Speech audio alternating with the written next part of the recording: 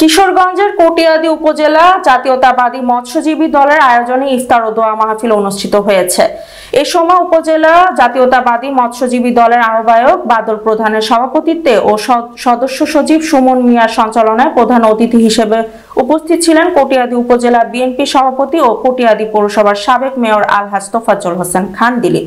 এ সময় বিশেষ অতিথি হিসেবে উপস্থিত ছিলেন সভাপতি মিজানুর রহমান স্বপন, শেখ জসিমউদ্দিন মেনু ও শহীদুল্লাহ জাতীয়তাবাদী মৎস্যজীবী দলের কেন্দ্রীয় কমিটির সদস্য সুমন মুন্সি, কিশোরগঞ্জ জেলা জাতীয়তাবাদী মৎস্যজীবী দলের সভাপতি রফিকুল ইসলাম রফিক ও সাধারণ সম্পাদক রবিউল হক খান, মিল্কি শ্যামল, সিনিয়র সহ-সভাপতি শফিকুল ইসলাম শফিক, কটিয়াদী উপজেলা বিএনপির সাংগঠনিক সম্পাদক খলিলুর রহমান, যুগ্ম সাধারণ সম্পাদক মাহফুজুর রহমান মিঠু ও শফিকুল ইসলাম ফুলু, উপজেলা শ্রমিক দলের সভাপতি শফিকুল ইসলাম ও সাধারণ সম্পাদক ফারুক লস্কর, উপজেলা জাতীয়তাবাদী মৎস্যজীবী দলের যুগ্ম আহ্বায়ক মোহাম্মদ মোফাজ্জল সরকার, মোহাম্মদ নজরুল ইসলাম ও লিটন মিয়া সহ আরো অনেকেই।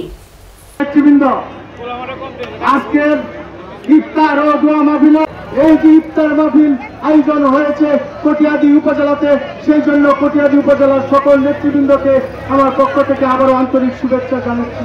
আমরা দীর্ঘ 17 বছর রাজপথে আন্দোলন সংগ্রামের মাধ্যমে একটি পর্যায়ে এসেছি। আমরা কিন্তু এখনো ক্ষমতায় আসি নাই।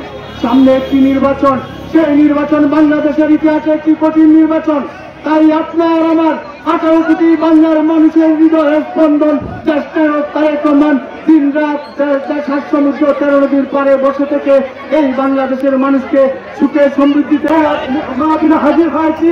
আল্লাহ আমাদেরকে তৌফিক দান করেছেন, এই জন্য আমরা সকলে শুকরিয়া আদায় করে শুকরিয়া আলহামদুলিল্লাহ। সংগ্রামী জনতা, আমরা আগামী দিন যাতে এইভাবে মিলন মেলা, কারণ এই মৎস্যজীবী দলের এই সর্বপ্রথম আমি দেখছি যে কটিয়াদীতে একটি সুন্দর দোয়া ও মিলাদ মাহফিলের মাধ্যমে এই যে ঐক্যের সহিত একত্রীভূত হয়ে এবং জেলার নেতৃবৃন্দ মৎস্যজীবী দলের এখানে উপস্থিত আছেন, অনেক সাংবাদিক বৃন্দ উপস্থিত আছেন, আবার বিভিন্ন ইউনিয়ন থেকে আগত সম্মানিত সভাপতি, সাধারণ সম্পাদক এবং অন্যান্য নেতৃবৃন্দ এখানে উপস্থিত আছেন। সত্যি জাতীয়তাবাদী দলের একটি গর্ব আমি মনে করি।